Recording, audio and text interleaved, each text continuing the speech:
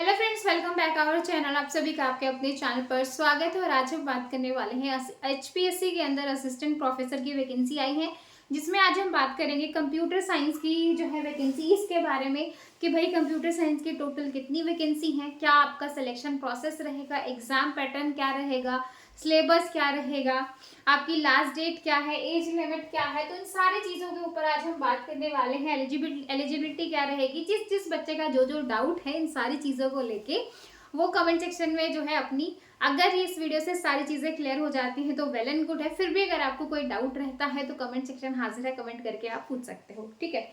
तो जैसा कि एक अच्छी खबर है कि भाई आज 2 तारीख को जो है शिवरात्रि वाले दिन एचपीएससी ने असिस्टेंट प्रोफेसर की वैकेंसीज आउट कर दी है, जिसको लंबे समय से जो है कोशिश की जा रही थी कि आए आए आए, फाइनली ये वैकेंसी आ गई है, ठीक है। तो इन सारी चीज़ों पे बात करने वाले हैं। ज़्यादातर बच्चों के बहुत सारे डाउट थे इन सारी चीज़ों को लेके।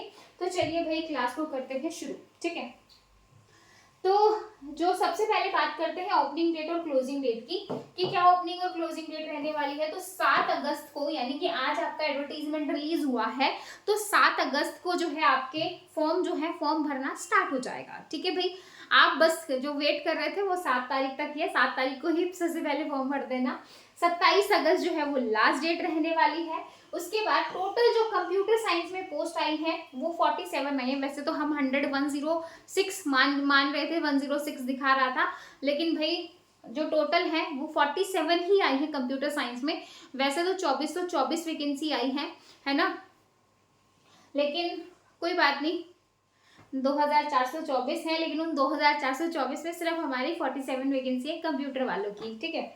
और एडवर्टीजमेंट नंबर जो है आपका 45/2024, एडवर्टीजमेंट नंबर ध्यान रखना 45/2024, ठीक है। तो ये है कंप्यूटर साइंस का। अब हम बात करेंगे कि जनरल, अब जो ये 47 में से 26 वैकेंसी आपकी जनरल कैटेगरी की है, 26 वैकेंसी आपकी जनरल कैटेगरी की है।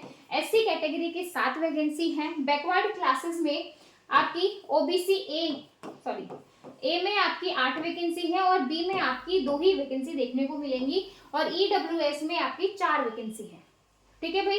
तो इस तरीके से जो है आपकी वैकेंसीज जो है दे रखी है अलग अलग। उसमें आप जिस भी में आते हो, एससी में आते हो, ओबीसी में आते हो, जनरल में आते हो, ईडब्ल्यूएस में आते हो, तो उसके अकॉर्डिंग वैकेंसीज देख के आप अपना फॉर्म अप्लाई कर सकते हो, ठीक है। अब आपका सिलेक्शन प्रोसेस क्या रहेगा, अब जो मेन चीज आती है कि किस तरीके से आपको तैयारी करनी है, क्या आपका सिलेक्शन प्रोसेस रहेगा, क्या क्या चीजें आपको करनी है, वही अब हम देखेंगे, ठीक है। प्री सिलेक्शन प्रोसेस में प्री रहेगा, मेन आपका एग्जाम रहेगा और इंटरव्यू रहेगा। ये तीनों चीजें क्लियर करने के बाद आप जो है वो असिस्टेंट प्रोफेसर बन जाओगे, ठीक है। अब यहाँ पे एलिजिबिलिटी की बात करूँ तो भाई आपकी मास्टर्स होनी चाहिए। क्या होनी चाहिए? मास्टर्स होनी चाहिए, और उस मास्टर में आपके 55% मार्क्स होने चाहिए, ठीक है भाई। प्लस आपका यूजीसी नेट क्वालिफाई होना चाहिए, ठीक है। 2009 से पहले पीएचडी कर रखी तो पहले मतलब पीएचडी भी कर रखी है तो फिर बहुत ही अच्छा है, ठीक है। तो भाई नॉर्मल जो बेसिक क्राइटेरिया है मास्टर प्लस नेट ये है, तो आप एलिजिबल हो, फॉर्म अपना भर देना, ठीक है भाई। अब हम बात कर लेते हैं प्री में क्या चीजें रहेंगी। जो आपका प्री एग्जाम है वो आपका सिर्फ और सिर्फ क्वालिफाइंग नेचर है। जो प्री पेपर है वो सिर्फ और सिर्फ क्वालिफाइंग नेचर है, और इसमें 4 टाइम्स बच्चों को लिया जाएगा। कितने बच्चों को लिया जाएगा? 4 टाइम। जो एचपीएससी पीजीटी का क्राइटेरिया था ऑलमोस्ट सेम है, मैंने आपको पहले ही बताया था कि असिस्टेंट प्रोफेसर का क्राइटेरिया भी ऑलमोस्ट आपको सेम ही मिलेगा। तो 4 टाइम्स बच्चों को यहाँ पे लिया जाएगा, और यहाँ पे मिनिमम जो आपको मार्क्स लेने हैं 25% मार्क्स लेने हैं। मतलब ये जो पेपर है ये 100 मार्क्स का रहेगा, इस 100 में से आपको 25 नंबर लेने हैं, लेकिन इन 25 में भी आप जो है 4 टाइम बच्चे यानी कि 4 गुना बच्चों में आने चाहिए। अगर नहीं आ रहे और आपके 25 नंबर हैं तो फिर आप बाहर हो जाओगे, यानी कि कुल मिला के यहाँ पर भी आपको 40% तो अपना स्कोर करना पड़ेगा, क्योंकि यहाँ पर नेगेटिव मार्किंग भी है। नेगेटिव मार्किंग है, नेगेटिव मार्किंग कितनी है भाई? 0.25, यानी कि 1/4 आपकी नेगेटिव मार्किंग है। कितनी है? 1/4 जो है वो आपकी नेगेटिव मार्किंग रहने वाली है, तो इस चीज का आपको ध्यान रखना है। ये पेपर सिर्फ क्वालिफाइंग है, इसका मेंस से कोई लेना देना नहीं, मतलब इसके मार्क्स जो है मेंस में नहीं जुड़ेंगे, तो इसको आप एज अ क्वालिफाइंग नेचर ही देखो, बहुत ज्यादा इसके ऊपर वो करने की जरूरत नहीं है। ये जो पेपर है ये आपका ऑब्जेक्टिव टाइप रहेगा। कैसा रहेगा? Objective type.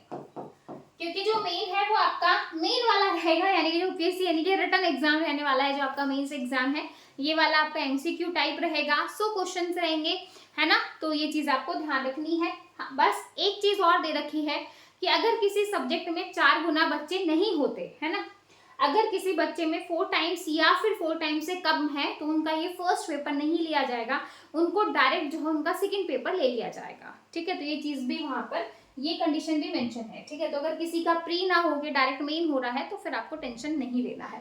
अब मेंस एग्जाम जो है, जैसे कि मैंने कहा कि मेन एग्जाम जो है वो आपका सब्जेक्टिव रहेगा।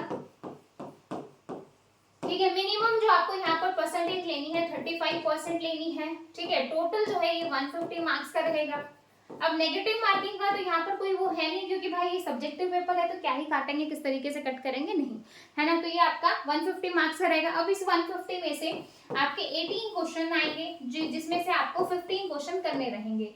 हर एक क्वेश्चन जो है वो आपका 10 नंबर का रहेगा। तो इस तरीके से ये वाला पैटर्न आपका रहने वाला है। 3 क्वेश्चन आपको मतलब आप छोड़ सकते हो भाई, इस तरीके से आपका रहेगा। जैसे आपने ग्रेजुएशन में, पोस्ट ग्रेजुएशन में जब आपको पेपर मिलते थे तो वहां पर भी आपको 1-2 क्वेश्चन एक्स्ट्रा दिया जाता था। ठीक है, जो आपको आते थे वो आप करके आते थे। तो इस तरीके से रहेगा। अब यहाँ पर जो है 2 टाइम्स बच्चों को लिया जाएगा, मतलब जब आप मेंस एग्जाम दोगे तो मेन एग्जाम देने के बाद जब 2 गुना बच्चे रह जाएंगे, जैसे 4 गुना बच्चे पहुंचे मेन में, और मेन में जो है 2 गुना बच्चे पहुंचेंगे इंटरव्यू में। ठीक है, और जो इस मेन एग्जाम का जो वेटेज है वो रहेगा आपका 87.5। जो मेन का जो वेटेज है वो रहेगा आपका 87.5। फिर आप जो जैसे आप इंटरव्यू में पहुंच गए 2 गुना बच्चों में, तो उसका वेटेज रहेगा 12.5। आपको जाके इंटरव्यू देना है, और इंटरव्यू देके अगर आपका अच्छा हो जाता है तो इन दोनों चीजों को मिला के आपका क्या हो जाएगा, फाइनल सिलेक्शन हो जाएगा। ठीक है, फाइनल सिलेक्शन हो जाएगा। अब हम बात कर लेते हैं सिलेबस की। जैसे ये नोटिफिकेशन आया था तो सिलेबस के लिए क्या मेंशन किया है, क्योंकि भाई जैसा कि आप सभी को पता है कि ये जो प्री मेंस इंटरव्यू का फंडा है ये आपकी बार ही आया है। इससे पहले जब असिस्टेंट प्रोफेसर के एग्जाम होते थे तो ऐसा कुछ नहीं होता था, सब्जेक्टिव पेपर नहीं होता था। तो भाई अब जो है अभी तक आपका ऑफिशियल सिलेबस नहीं आया है, क्योंकि उन्होंने मेंशन कर रखा है कि हम वेबसाइट पर जो सिलेबस है सब्जेक्ट वाइज वो डाल देंगे। तो अभी तक आपका सिलेबस अपडेट नहीं हुआ है। कल परसों में जैसे ही आपका सिलेबस अपडेट होता है तो सबसे पहले मैं आपको कंप्यूटर साइंस का पूरा सिलेबस डिटेल में एक्सप्लेन करवाऊंगी, समझाऊंगी कि क्या क्या चीजें हैं, किस तरीके से रहेगा, है ना। तो अभी तक सिलेबस नहीं है तो कंफ्यूज होने वाली जरूरत नहीं है। जो आपके मेन कोर्स सब्जेक्ट हैं वो अभी से ही उठा के पढ़ना शुरू कर दीजिए, क्योंकि भाई जो है एक गोल्डन अपॉर्चुनिटी है। इतने लंबे संघर्ष के बाद जो है वैकेंसी आई है तो ऑब्वियसली आप इसको मिस नहीं कर सकते हो।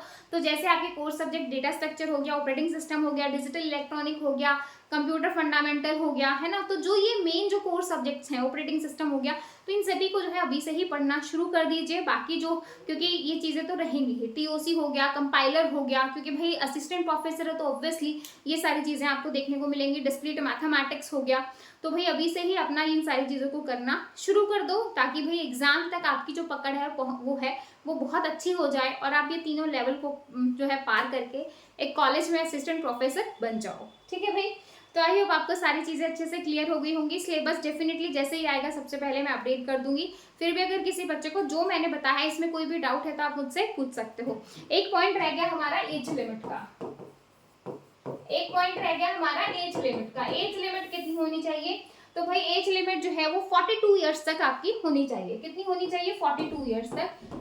42 ईयर्स जो है वो आपका जनरल कैटेगरी की है, लेकिन उसके बाद जैसे ओबीसी, एससी, एसटी, पीडब्ल्यूडी को जो एज रिलैक्सेशन मिलता है एज पर गवर्नमेंट रूल, तो वो जो है आपको यहाँ पर रिलैक्सेशन मिल जाएगा 5-5 साल का।